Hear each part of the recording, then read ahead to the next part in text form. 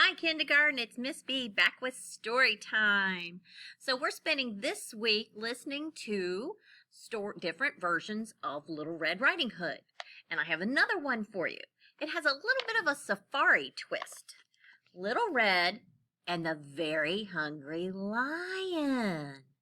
So I'm excited to find out what happens and how much is the same as the original Little Red Riding Hood we heard on Monday, and what is different to compare and contrast. Now, we only have one name here on our book, Alex T. Smith.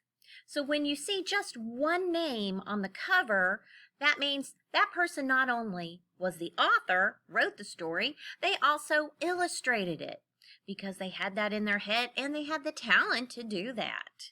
So Little Red and the Very Hungry Lion. Love this title page. How beautiful is that sunset?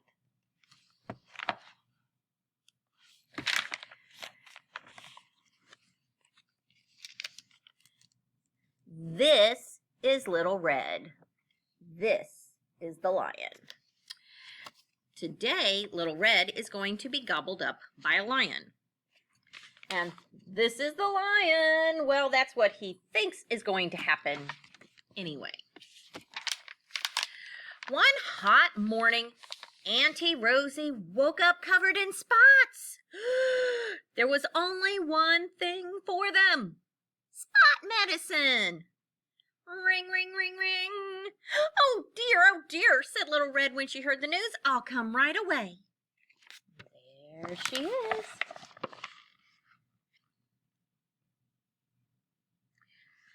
So she put some spot medicine in her basket and waved goodbye to her daddy.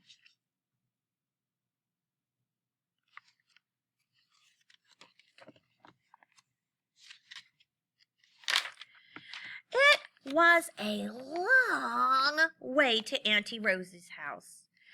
Little Red walked under the giraffes, over the sleepy crocodiles, and past the chattering monkeys, and you can follow the dotted line to see where she went.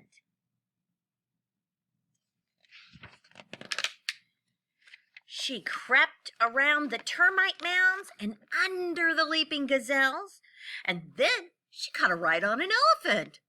Sounds a little fun, doesn't it? Wiggled her way past and around the hippos and the warthogs, and waved hello to the meerkats.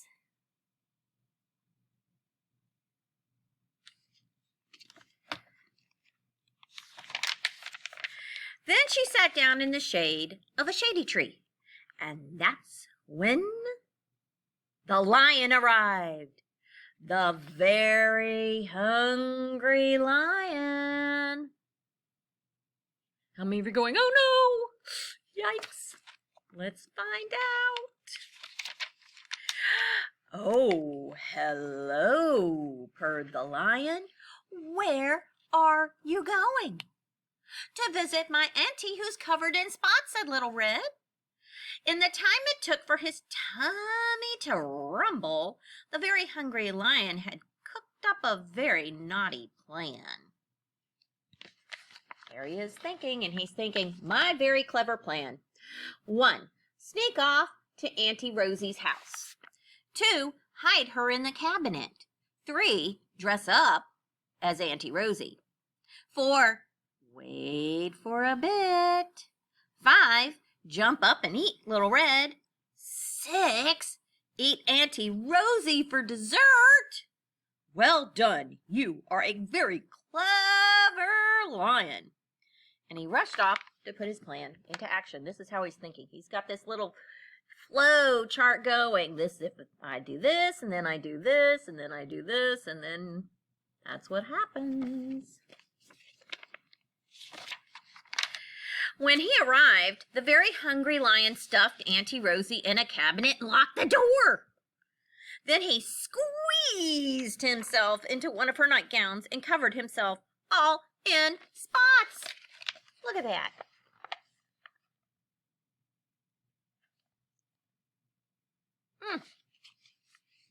Of course, when Little Red arrived, she realized right away it wasn't Auntie Rosie sitting in the bed. She quickly looked around and spotted her auntie peeking through a gap in the cabinet. Then Little Red decided she was going to teach that naughty lion a lesson. Do you know what she's going to do? Wonder what she could do to teach him a lesson. Only way to find out. Let's keep reading. "Oh, Auntie," cried Little Red, "what tangled hair you have!" And before the very hungry lion could even lick his lips, Little Red had brushed, you know, that hard brushing mamas do, and combed and twisted and braided until the lion had a very lovely new look.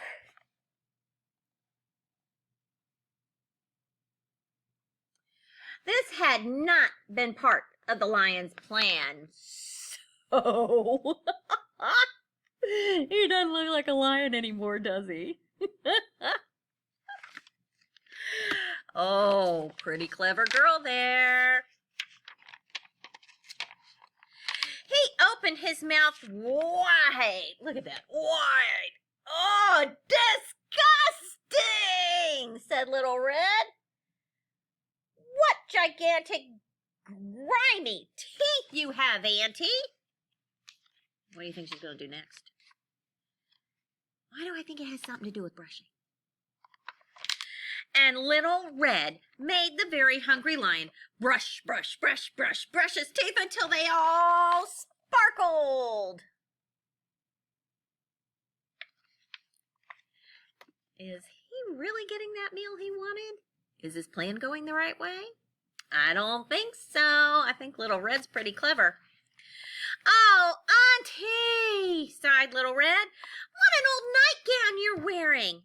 And before the very hungry lion knew it, Little Red had found a much prettier dress for him to wear.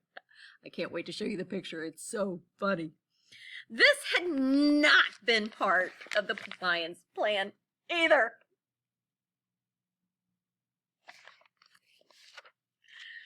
Too funny. "Stop!" yelled the lion. "I am a very hungry lion, and my tummy is grumbling." Little Red pointed her finger. "Well, trying to eat children and aunties is very naughty. If you were hungry, all you had to do was ask for some food." The very hungry lion let Auntie Rosie out of the cabinet and said, "Sorry," ever so politely. Little Red gave Auntie Rosie the spot medicine, which worked immediately. Then the three of them gobbled up a whole basket of donuts together. The lion had 5. Soon it was beginning to get dark, so the lion walked all the way back home with Little Red on his very best behavior. He promised never, ever, ever to try to eat another auntie or any children.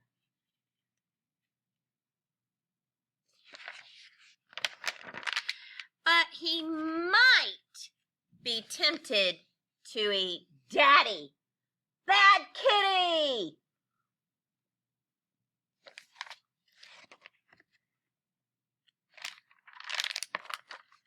The end. So we definitely had some very different things in this version of Little Red and the Very Hungry Lion. Of course, we didn't have a wolf, we had a lion, right? And then Little Red did some things that were very different than the original, but it's still a wonderful version of Little Red Riding Hood. I hope you enjoyed it, and snip, snap, snap, our time's all told out. See you later, kindergarten.